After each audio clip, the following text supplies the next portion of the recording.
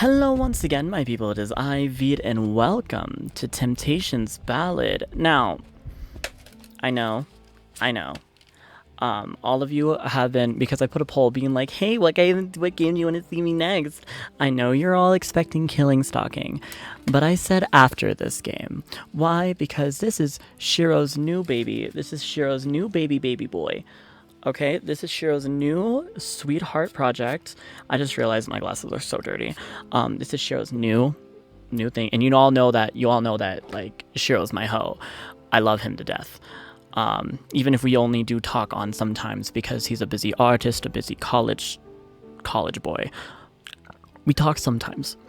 And during those sometimes, I'm like, yes, please, let me be your actual friend in real life. I love you. So obviously, I'm going to be biased. I'm going to play his game before Killing Stalking, okay? Because Killing Stalking is probably going to get me into a controversy. So what all I know about this game is that it's very, like, it's very furry. It's very furry piece of shit, and I'm here for it. And we've played another one of Shiro's games. You know the one.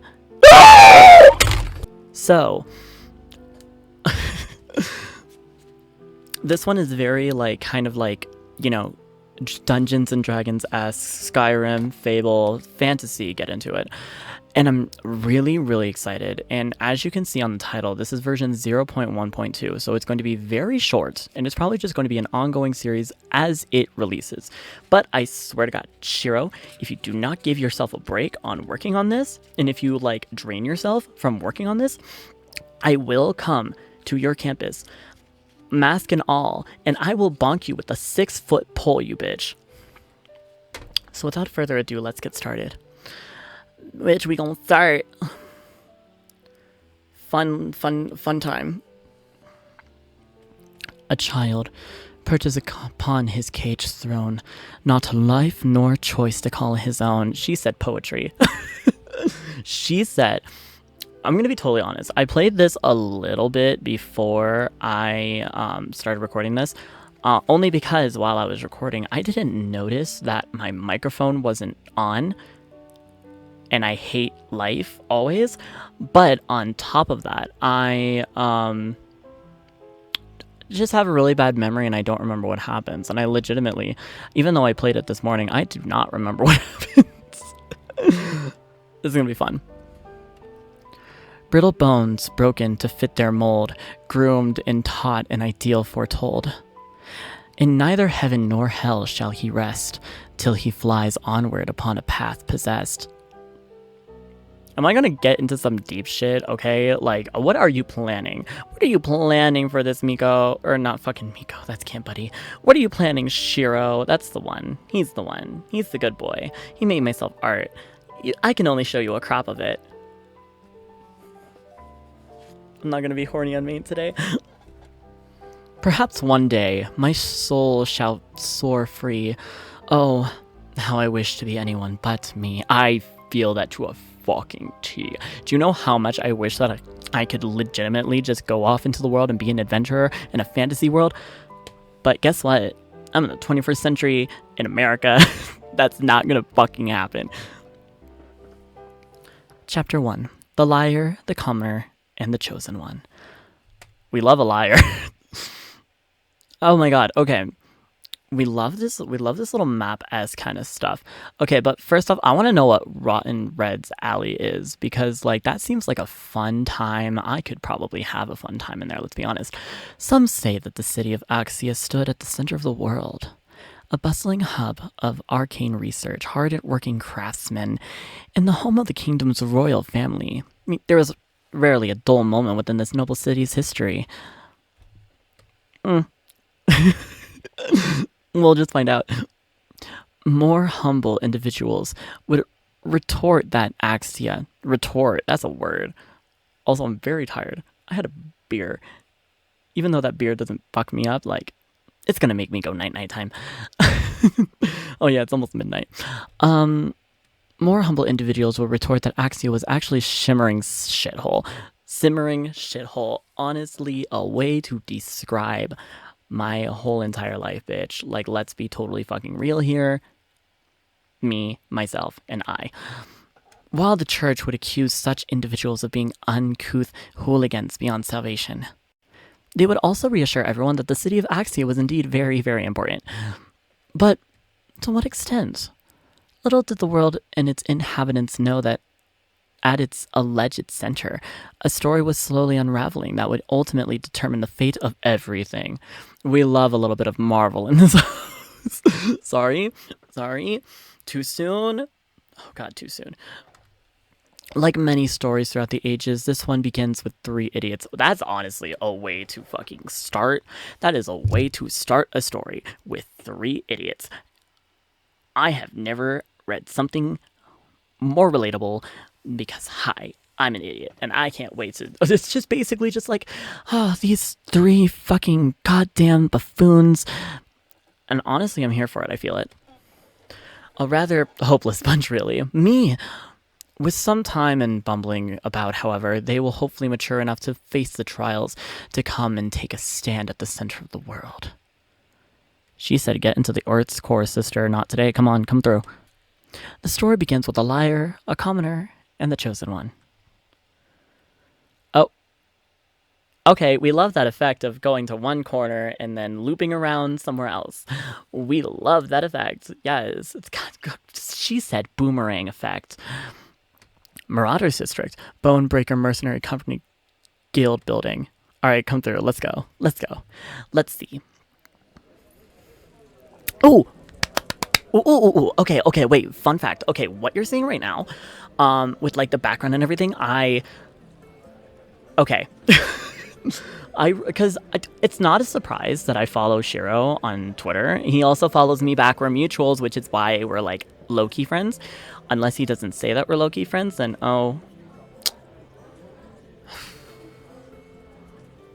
I'll just see myself out. But a fun thing that I learned about this is that he was like, oh, so I used like a 3D model. Like I used like a 3D modeler and I made like every single piece, like every set, just kind of rearranged it to the way that I wanted to see. And then that's how I made my backgrounds. And I'm like, we fucking stan because he's an absolutely goddamn fantastic artist. And at the same time, like, come through because then I can get inside of your data files and I can make myself some goddamn thumbnails. Why? Because I'm a lazy fuck and I don't want to, like, you know, ask you, like, I don't want to ask you and get up and be like, Shiro, can you get me the files that you got for all you get? No. You have it inside of the game files. I'm a bitch that works. Well, calling it a guild... Oh, wait, did I... Oh, okay. Well, calling it a guild building was a little generous. Was there something... Oh, right, it says Bonebreaker Mercenary Company Guild Building, that's why. Well, calling it a guild building was a little generous. This place was more of an abandoned Oh, I thought I saw my phone go off, and I'm like, bitch, you need to be on Do Not Disturb. This place was more of an abandoned tavern that was haphazardly renovated into a semi-usable living space. Honestly, I feel that to a fucking T. If I can make myself, like, a shack turn into a house, like, bitch, me.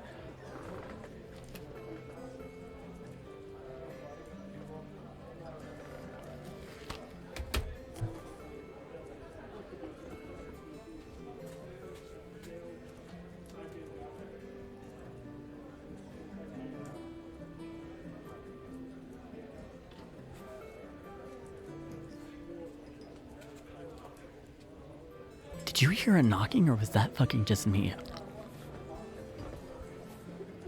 Hello? I thought I heard like a knocking back behind me, and I'm like, nobody's here except for my sister and I. And my sister's probably fucking sleeping.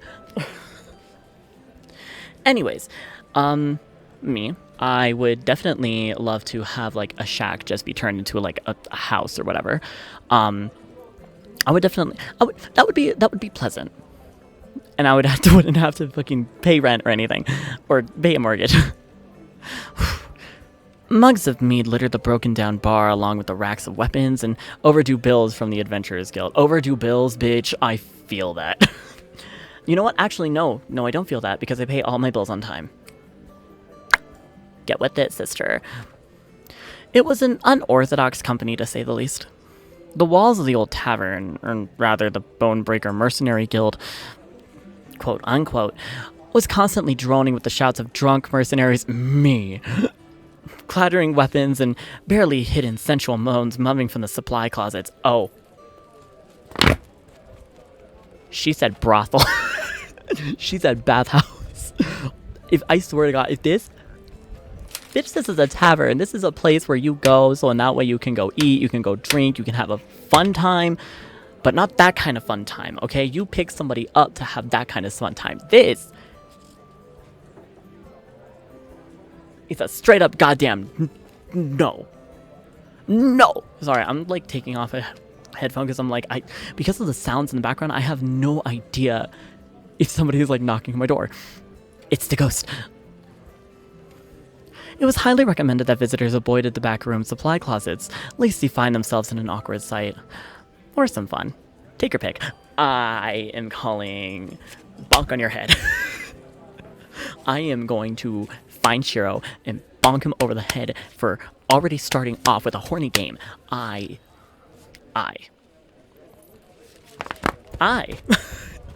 can't clack it because then it'll like wake my sister up and she's like, that shit is so loud. And I'm like, I'm sorry.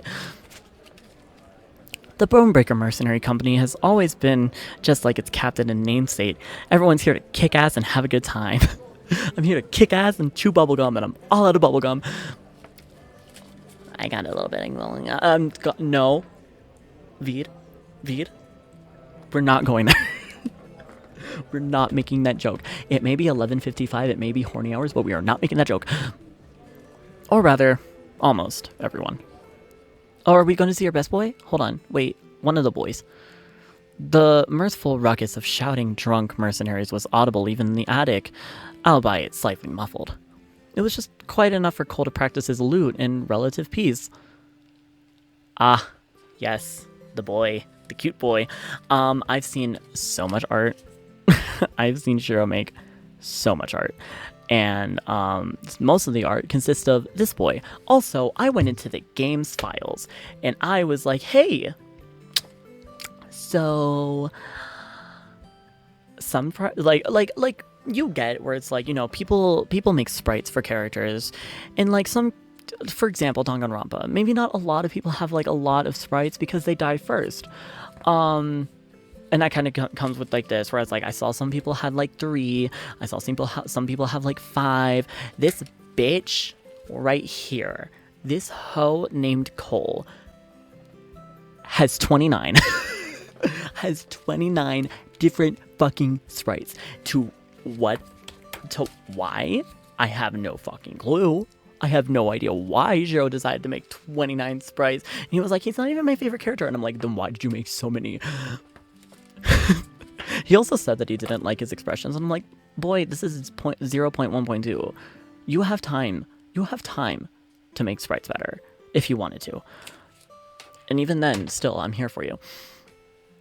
The young hyena strummed the tattered strings of his instrument, humming softly over the intoxicated chattering from downstairs. Oh my god, don't even get me started. You know how many times I've been drunk after work because I was like, oh, I want to get myself a drink. And then I drink too much. It's been too many because I also work at a tavern. He was technically supposed to be doing doing weapons training at the moment. Though Cole was never one to simply do as he was told. Oh, he's a naughty boy. Oh, he's a naughty. Somebody's going to be like, hey, don't sleep with that person. And he's going to be like, I'm going to sleep with them just because you told me not to. I know Shiro, and I know that that's going to happen, but it's not happening right now. Oh my god, I need a calm. I need a calm. He plucked a C sharp and immediately winced at the sound. She said, out of tune. She said, disgusting. She said, it hurts my ears. Fix it. Okay, what's a good voice for you? You're kind of giving me bro aesthetic. You're kind of like, even though like you're a bardy bard full of bard energy, you're giving me kind of like Seto vibes. So we're gonna try that. Out of tune already? Oh, this old thing ain't gonna last much longer. Oh shit. Oh, what? Who came into the door? There was an ugly thwang followed by a sharp yeah. Oh. The string snapped. The string snapped, didn't it? As Cole had tightened the pegs on his disparate lute, a string snapped and whipped painfully against his finger. Oh, that hurts me. Oh, that hurts me as a musician. That hurts me as a music boy. Because, oh, once a string snaps, you're like, you've lost an arm, and I need to give you a new arm. You've lost everything, and I need to give you back something. Ow. Okay, we're good, though. Swallow it down. He winced and suckled his thumb in dismay. His thumb is probably bleeding. Bollocks. Looks like the end of the practice for today. How the hell am I gonna get another loot without Papa finding out? Oh. Suddenly, the entire building shook with a resounding boom as the heavy entrance doors were kicked open. Speak of the goddamn devil. The guild rumbled with whopping and hollering cheers from the dozens of mercenaries in the lobby. Cole's shoulders slumped as he slowly forced himself onto his feet. And he's back. Oh. Does he, not have, a good father relationship? Is that what's going on? Because I was the way that he was and he's back. Doesn't sound like it is. The din of hollering men was enough to rattle the mugs on the the bar tables. We love the music that's going on right now. Yes, bitch. The boss is back. There's our man. Morrow, how was the job? Shut your trap.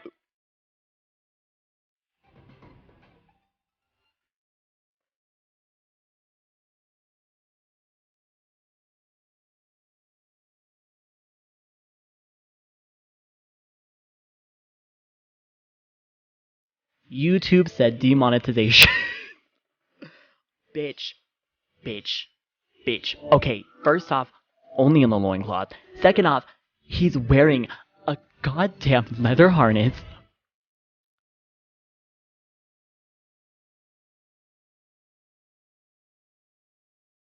Shiro.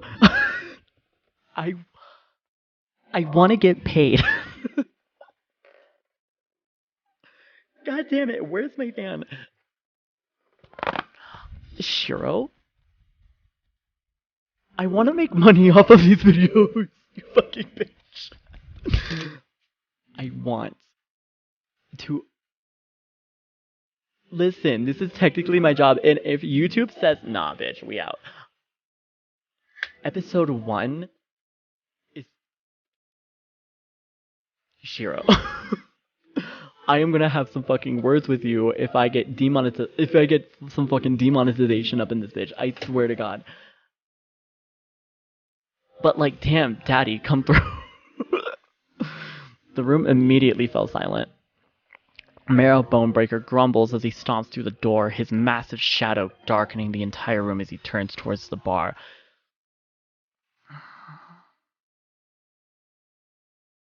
Miss Rona has not clocked out yet. You can't really show your furry side. This is a channel for all children and adults of all ages. You cannot be horny on main.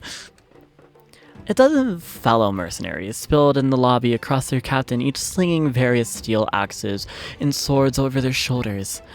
Meryl's glass eye. Oh, that's what that is? I thought that was an eye patch or something. Oh. Miss Rona has not clocked out yet. This is a channel for all ages and genders and children, adults, all of that. You cannot be horny on main. Read Espinosa. Meryl's glass eye twinkled in the dark room as he walked, his very presence commanding the attention of every person in the vicinity. He snatched a mug of mead from one of his mercenaries and downed it in one gulp before slamming it down on the bartender. He said alcoholic. I feel that to a goddamn T. I have issues. I have daddy issues. I have alcohol issues. What's next? Honestly, on my list of fuck ups, what's next? The large towering hyena. Hi, I can tell that you're large and towering. Just. Where are you? There it is. Just come a little closer, baby. Oh, Please. The large towering hyena wiped his muzzle with a disgruntled sigh. Horrible. Utterly rubbish and disappointing. The moment those bandits saw us bone breakers approaching, they dropped their weapons and surrendered while shaking in their little boots. The old lady down the street could have put up a better fight than those sorry sods. Ooh. Alright, I want to fight this grandma. Weren't folks saying that the city was supposed to get more rowdy now that the king and queen kicked the bucket? Bandits my ass. His axe hadn't tasted a good fight in years. The other mercenaries in the lobby grumbled in disappointment. I mean, you killed something, probably. Ah, shucks, Captain. You mean you didn't even get to fight? A sly grin suddenly stretched across Romero's face as he thumbed the handle of his great axe. Well, I didn't say that, now did I? Yeah, see, it's fucking swipe, bitch, okay? Get that fucking blood onto that steel, okay? Make some person an orphan. Fucking do it with some bandits. A few of those measly bandits were sticking mages. Shot a few little fireballs at us thinking that they were smart. If you don't like mages, we're going to have a goddamn fucking problem. Mr. Hyena Daddy. Merrill licked his lips. Nothing quite as satisfying as clobbering a few magic nitwits to the ground. Still doesn't make up for that disappointing fight, though. A voice suddenly mumbled before a heavy entrance in the doors. If he doesn't like mages, we're gonna have a problem. Straight up. I'm gonna fight you. I don't care if I'll die, if I'll lose, or if you decide to take me out in other ways. I'm gonna have problems. Really now? Oh wait, who are you? Really now? The bandits were arrested and we got paid. Isn't that enough? Hello? Yeah, but what's the point of being a merc if we can't even if we can't even have fun kicking ass?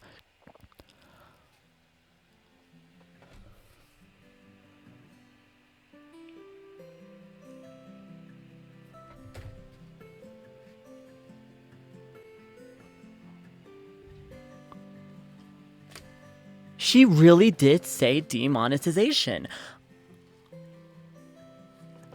He's wearing a fucking jockstrap for crying out loud. Don't you have armor? Listen, leather's great for protection, but it needs to be covering all around the body. What's your name, Mero? Is that... Yes. You need to be covering your whole body. Not just a leather harness and a loincloth. Okay, you need that armor. You need that nice, good steel. What the are you sneaker? Are you sneaky sneaks? What? Don't you have money to buy yourself armor? What the fuck? Wow, that's what's getting to me. This bitch wearing a harness, this other bitch wearing just a jockstrap, and them not wearing any fucking armor. They really did say get killed in one hit. I swear to God. Hamish, the mercenary captain's... wait, hold on. Oh, wait. The front doors creaked open as another shorter hyena heaved a large sack through the guild's entrance. I did not read that. Hamish, the mercenary's captain's right-hand man, rolled his eyes as he lugged the heavy bag of coins into the bar. Bitch, right-hand man, you already know that they be fucking. This is a Shiro fucking visual novel. You know that they be fucking. The money, a stable job, this big sack that we're all living in, or this big shack that we're all living in, it's the guild building. Hamish rolled his eyes and ignored his overly cheerful captain. And the fact that the city watch isn't clamoring to arrest us anymore, that should be plenty reason enough. Aw, lovely. There you go, talking sense again. Lovely.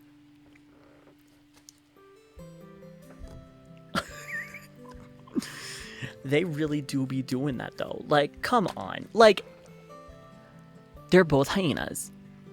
One of them's a little more slender than the other. They're fucking. Like, they're fucking. Can't you just let me complain in peace for once? Hamish tapped his chin thoughtfully. Nah. Somebody's gotta keep you in line. You ain't no fun anymore. Yeah, they do be fucking. Hamish tried to hide a fond smile as he turned towards the dozens of other mercenaries in the room. He plucked a handful of copper and steel coins and shoved them onto the bar. Really? Just like shoved? Wow. First off, tip your goddamn bartender if you're gonna do that. Okay, don't be an asshole. By the way, everyone, Captain said drinks are on him tonight. Okay. You better still fucking tip your bartender. Because if you don't tip your bartender, I will hump it to my... I need to go to sleep. I will hop into my monitor and smack the both of you across the face. I don't care if you can probably pin me to the wall and do whatever you want to me, baby. But I am going to hop into my monitor and I'm going to slap the both of you. Tip your bartenders and your waitresses, servers, tip them. The entire guild erupted into cheers and wafts of hollers as the rowdy mercenaries raised their tankards in glee. Yes, you're the best captain. You're the best captain we could have asked for, boss. You bet your ass I am, and I can bet something else, boy. Miro chuckled and threw a loving arm around Hamish's shoulders as they sat down at the table. See, they're fucking, like they're something. They're a couple. They're an item. Okay, if they're not dating, if they're not coupled, they're definitely an item. A few of the mercenaries walking into the bar eagerly passed more tankards of ale to the pair of hyenas. Miro grinned and took another deep gulp. Gotta make our own fun in this boring-ass city now, don't we? Speaking of which... Hamish shot Miro with a withering look as he felt a large hand snake down the small of his back and fiddle teasingly at the hems of his breeches, bitch. What time is it? Because if it is not nighttime, you are not allowed. Also, you need to chill the fuck out. A little in the morning in the earliest for this, early in the morning for this, don't you think? It's the... Everyone likes a little bit of morning sex here and there, but like, come on. You already came back from adventuring. It's probably like 10 o'clock in the morning. They got mojitos to drink. They got beers to drink. They got strombolis to eat. Probably, it's a tavern. They probably have... No, that's the answer. No. Oh, lovely. The job was so boring. You don't mind cheering me up a little, don't you? Ow. Did he say bonk on the head for being horny? Because bonk on the head for being horny, bitch. Merrill felt a sharp pinch and retracted his arm with a pout. Maybe later. Don't you have something you need to do? Something to do? Merrill's eyebrows perked up in realization. Oh, what? Hi, you need to be responsible. Oh, right. How could I have forgotten? He leapt up and began rummaging furiously through the sack on the bar. Wait, what? Merrill glanced up at the nearby mercenaries getting deep into their cups.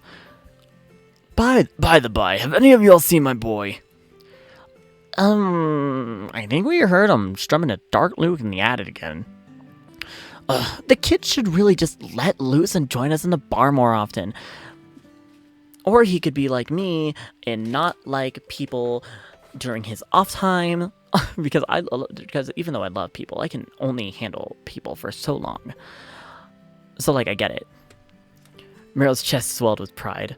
Ah, there's my talented little lad, always refining his hobbies. Y'all can learn a bit from his dedication. Meryl turned towards the stairway and stopped his feet. Call! Call! Yes, Dad? Call, calm down, your papa's got something for you. Wow, just straight up shouting, not even going to go grab your son. Yeesh. Ah, there he is, my darling boy. You know, wait, hold on, wait. There it is. I had to make like the face for it. You know I can hear you without all the hollering, Papa. Did he just do a fucking smack on the back? I'm here for it. Cole yelped as a massive hand clapped on the back and sent his tiny frame face first into the floor. He do be tiny. He do be twinky twonk, bitch. Oh, Papa, watch it. My shoulder's still not recovered yet. Aw, sorry there. I just can't help but get excited from seeing my pride and joy. I'm trying to do Goro and it's like not working tonight. Luckily because I have to be quiet because it's like 12:14 and I would rather have my sister sleep. Still though, he's daddy. Especially when he's so dedicated to practicing his passion so damn much. He's going to be a fucking bard bitch. He is going to learn some goddamn magic up in this house. How's that little loot of yours treating you? Oh. Cole's shoulders slumped. It's, broke while I was practicing this morning. It didn't break. You had no thing of saying that it broke, okay? The string snapped, but it could always be repaired. You dumb bitch. Goddamn, just save up a little bit of coin, go get some new strings. Weren't you supposed to be doing weapons training this morning? Not now, Hammy. I'm trying to be a positive influence here. Now, where was I? Surprise, my boy. Did you get him a new loot? Romero grinned gleefully as he pulled out something large from inside the sack. Cole felt his jaw drop. He watched his father slowly unwrap a brand new glistening loot furnished brilliantly with handsome dark wood. I can read this game for fucking filth, bitch. Before I can even see Shiro write it, I can see it. He hesitantly reached out to grab it, his paws gingerly tracing the cool, smooth surface. Is this for me? Thank you so much, Papa. You really shouldn't have. Romero barked with a laughter and slapped his son on the shoulder. Nonsense. Anything for my darling boy. Oh, so they have like a really good relationship. Is that what I'm getting at? Oh my god, please tell me that is what I'm getting at because I didn't have that in my childhood and I want to live it through a visual novel. The Bonebreakers have gotten a lot of jobs lately since the king and queen croaked. How did they die? Did somebody murder them? Did she say Marie Antoinette? I had to spend all that coin on something. A wave of warm oh my god, precious. A wave of warm giddiness washed over Cole's chest as he gently strummed the strings of his new lute. Sharp and cheerful notes rang out, perfectly tuned. Oh my god, obviously, I have two ukuleles. One of them is named Ibuki and the other is named Fuyuhiko. We love instruments in this house. Cole laughed, delighted. This is awesome. Thank you so much, Papa. Like I said before, anything for my darling son. I would do better voices, but I'm too tired. Cole suddenly grimaced as he glanced at his father. Uh-oh. He's getting one of those daydreaming looks in his eyes again. One day you'll grow into a great man who will take over the Bonebreaker Mercenary Company as my successor. Oh, he's one of those dads. How you gonna tell him that you just want to be a bard? The speech. Cole stood up straight and tried his utmost to resist rolling his eyes. You will grow to be strong, mercenary, and even greater man than I. The Bonebreaker's legacy will be yours to lead down a glorious path that it's destined to follow. People will sing stories of your deeds for ages to come. Yes, I've memorized the whole bit, Papa. Not to be pessimistic or anything, but have you noticed that your son is like almost half the size of the smallest merc in the company? Yeah, you do be really twinky. Okay, but like, it makes you adorable. If he's not a bottom, I'm gonna sue. I can barely even lift an axe. Worry not, my dear boy. I understand your pain. I was a late bloomer as well. Yet here I am, the captain of the greatest and most fearsome mercenary company of all of Axia and the kingdoms beyond. Late bloomer? Papa, I'm like 23 now. Ooh.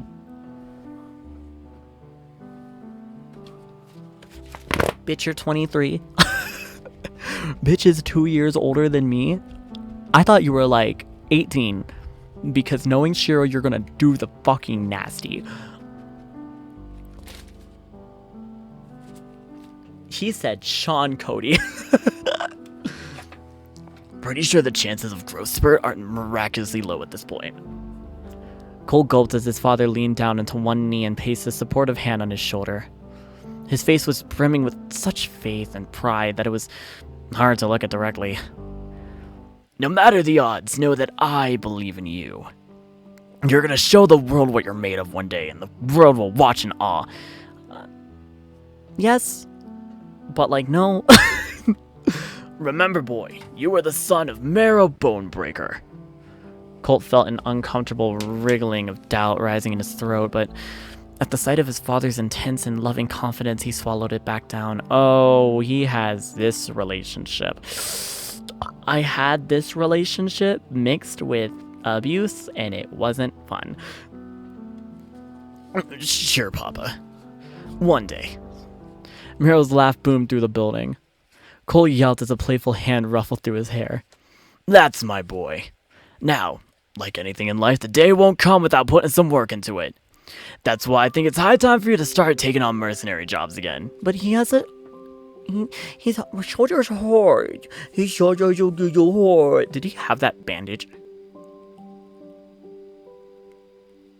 I'm probably thinking too much into it. What?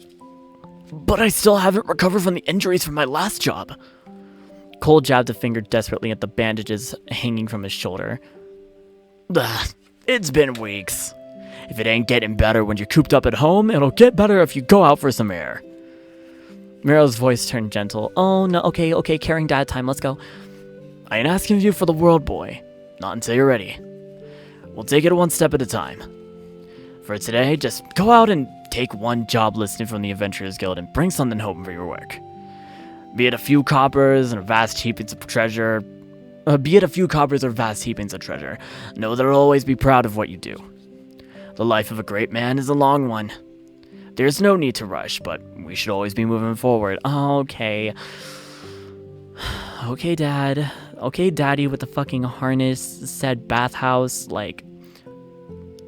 Come on. He said, go to the fucking bathhouse, bitch.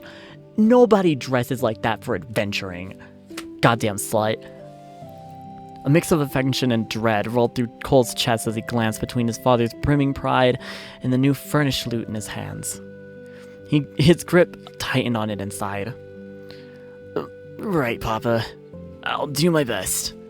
Attaboy. Go show him what you're made of. He needs a cigar. And if you run into any cowardly magic users out there, give them the good old throttling for me. We are going. I know that this is like almost 40 minutes long, but we are going to fight. I swear to God. You know what I always say about magic? Cole sighed. It's the tool of the weak and spineless. All right, here, you little bitch. We're gonna have a little bit of a conversation. First off, no. Second off, no. I feel just personally offended because I'm like, every single time that I play, like, I don't know, Dungeons and Dragons, like, I have a character in Dungeons and Dragons right now. Let me pull it up because I do not remember his name. Umiruka Norixius. He is a paladin. And so, you know, obviously he's a warrior. You know, he kind of swings that sword. He blocks those those attacks with the shield. But at the same time, he also, like, you know, heals. Bitch. See, I'm always, like, the healer of the group when it comes to that. Like this hoe. Who heals you whenever you are, like, stabbed inside of the fucking artery? Bitch, healers, clerics, paladins. Get to it. Who warms you up when you're in the fucking middle of a blizzard with their fire magic? Wizards? Magic users? Fuck you. Who brings your temperature down when you're in the middle of a goddamn desert? Wizards? Magic users? I am going to call the authorities on him. I like him. I like him as a character right now. But know that I will hop into my monitor and I will fight the fuck out of him. I'm probably going to die. Or I'll probably spare for mercy by, like, you know, doing a little something. But I am going to fight him. And I will use whatever magic I have learned. Fuck you. And don't you forget it. Nothing's more satisfying than clobbering a wizard across the face while they're crying, my spells, my spells. Or you could have the person that memorizes them all. Ya bitch. Goddamn. Right. Of course. Anyway, I gotta go show the world what I'm made of. I'll see you later. Take care, my son. Cole grabbed his loot and scuttled towards the door. His gaze was trained at his feet, from far from beaming and loving grin of his father's face. Oh, poor baby. Poor son. Poor baby. All right, and with that, I'm gonna go ahead and pause the episode right there. Thank you all so much for watching. My name is Vid. I hope that you had a wonderful time watching this. I hope that you had a wonderful time watching me get emotional father-son relationship, even though I'm like, I never had that. Make sure to hit the like and subscribe buttons down below. You know, help a fellow YouTuber out. Make sure to hit that notification bell so that way to miss out on any of my uploads. And I will see you in the next episode. Goodbye.